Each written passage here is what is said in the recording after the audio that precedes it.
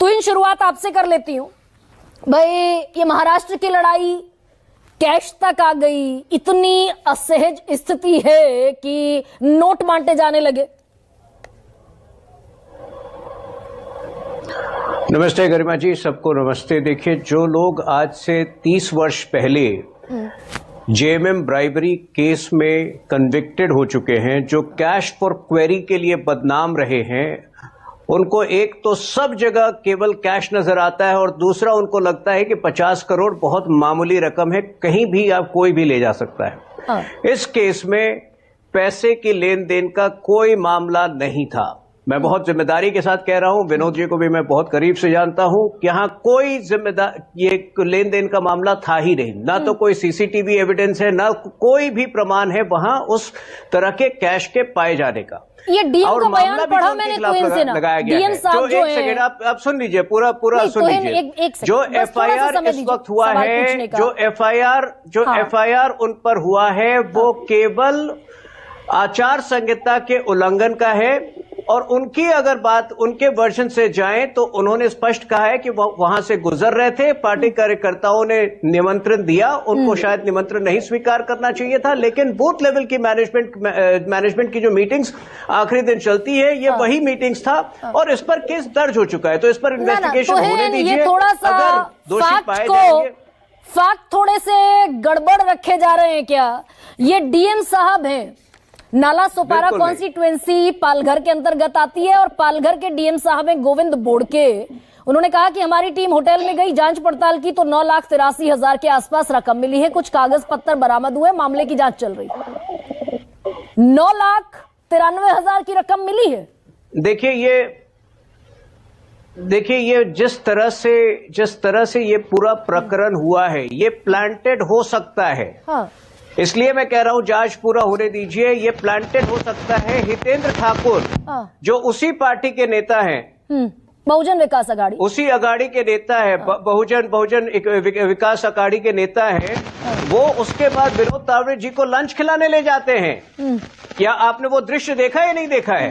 इसलिए ये बहुत हैरान करने वाला ये पूरा प्रकरण हुआ है और मुझे लगता है कि इसमें महाविकास अघाड़ी और विशेष तौर पर उद्धव बाला साहब ठाकरे जी की पार्टी शामिल है, क्योंकि सबसे पहले उद्धव जी बयान देने आए थे। ऐसा लग रहा था कि उनको पूरी तरह से वो आप ये कह रहे हैं तो कि वो पैसा 9,93,000 वहां प्लांट कर दिया गया, ये कह रहे हैं आप? संभव है। मैं तो कह रहा हूं कि जांच हो जाने दीजिए। और देखिए, ये बहुत बड़ी बात है, अच्छी बात है कि आज के बाद मेरे ख्याल से दूसरे साइड कभी इलेक्शन कमीशन की निष्पक्षता पर सवाल नहीं उठाएंगे। इलेक्शन कमीशन की मैं दाद देता हूं, उन्होंने जो कार्रवाई की है तुरंत की है, एफआईआर दर्ज किया है और मुझे लगता है कि हमें पूरे इन्वेस्टिगेशन की प्रतीक्षा करनी चाहिए। नहीं तो तुहेन भाई, चलो पैसा प्लांट कर दिया, ये तो फर्दर इन्वेस्टिगेशन में आएगा, जो कभी आता नहीं। खैर, और मैं उसकी तरफ से बड़ी मैं अपेक्षा भी नहीं रखती हूं, लेकिन चलिए पैसा प्लांट कर दिया। विनोद तावड़े साहब जो 40 साल से पार्टी में, उन्हें भी प्लांट कर दिया गया। वो MCC model code of conduct नहीं जानते हैं। नहीं, निश्चित रूप से, इसीलिए तो निश्चित रूप से कहीं लैप्स हुआ है और इसीलिए एफआईआर लॉन्च हुआ है। अगर इलेक्शन कमीशन ने एफआईआर लॉन्च किया है तो हम तो दूसरी पार्टी की तरह रो नहीं रहे ना कि हटाइए, हमारे खिलाफ एक्शन लिया जा रहा है। हम तो बड़ी पारदर्शिता के साथ, उन्होंने भी तुरंत बयान दिया, जो पूरे प्रकरण है उसको बताया।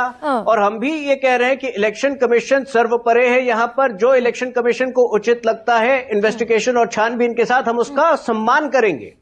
हम तो दूसरे साइड की तरह नहीं रो रहे हैं कि इलेक्शन कमीशन जो है हमारे खिलाफ, हमें फंसाया जा रहा है, हमारे खिलाफ है इलेक्शन कमीशन। नहीं, इसे कट टू साइज तो कर दिया। थोड़ी प्रतीक्षा करनी चाहिए।